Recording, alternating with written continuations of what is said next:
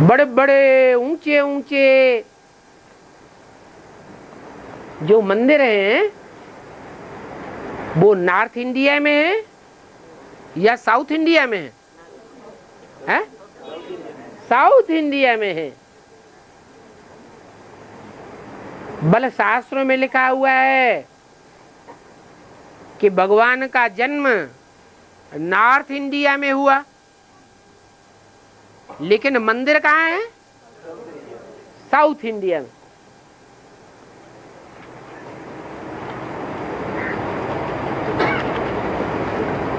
तो दक्षिण भारत है भारत का विदेश,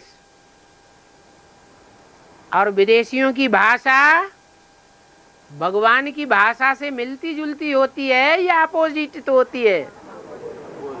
अपोजिट भाषा होती है। इसलिए ज्ञान की गुह्यता को उतना नहीं पकड़ पाते जितना नॉर्थ इंडिया वाले जल्दी पकड़ लेते हैं। तो ज्ञान बुद्धि में न पकड़ पाने के कारण जो भगवान की पकड़ है वो विदेशियों को अच्छी होती है या स्वदेशियों को अच्छी होती है? स्वदेशी बुद्धि रूपी हाथ से अच्छी तरह पकड़ लेते हैं, क्योंकि भाषा मातृभाषा हो जाती है। जो माँ बाप की भाषा वो बच्चों की भाषा हो जाती है। अब यहाँ सवाल पैदा ये होता है, आत्मा विदेशी होती है या शरीर विदेशी होता है? है? शरीर विदेशी होता है। तो दक्षिण भारत में जिन्होंने जन्म लिया है वो शरीर से जन्म लिया है। कोई गारंटी तो नहीं है कि उनकी आत्मा स्वदेशी है या विदेशी है? है? अरे इस बात की गारंटी कौन देगा कि दक्षिण भारत में रहने वाले जो शरीरधारी हैं, दूसरे भाषा भाषी हैं, ब्राह्मण, वो जन्म जन्मांतर के स्वदेशी हैं, उनकी आत्मा या विदेशी है? है? आत्मा जन्म जन्मांतर दक्षिण भारत में ही जन्म लेती रही।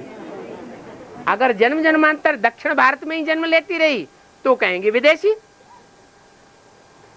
अगर लास्ट जन्म में आके दक्षिण भारत में जन्म लिया और इससे पहले के 62 जन्म नॉर्थ इंडिया में लिए, तो उन आत्माओं को दक्षिण भारत में जन्म लेने के बावजूद भी स्वदेशी कहेंगे या विदेशी कहेंगे? हैं?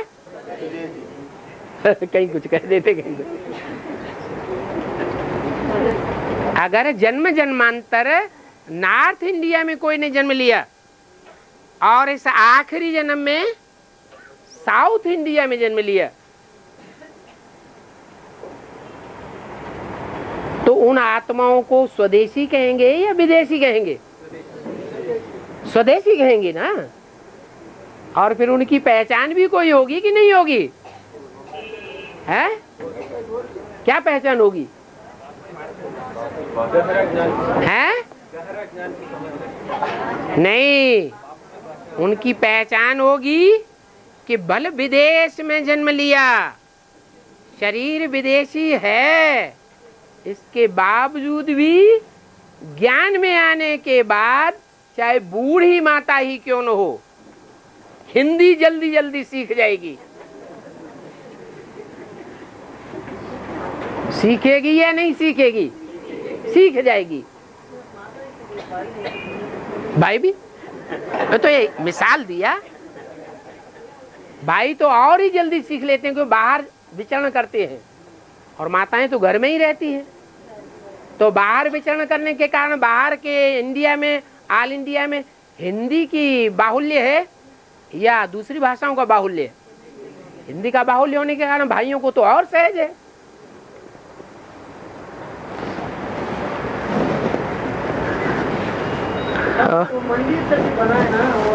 तो ये जो दक्षिण भारत में जो मंदिर बनाए गए हैं, बड़े बड़े मंदिर, भव्य मंदिर बनाए गए हैं, वो इस बात की यादगार हैं। मंदिर किस बात की यादगार है? हैं? भगवान की यादगार हैं। वो यादगार जो बनाई जाती है वो भक्त ज्यादा बनाते हैं। क्या भक्त यादगार बनाते हैं या ज्ञानी यादगार बनाते हैं? भक्त यादगार बनाते हैं, जड़ यादगार,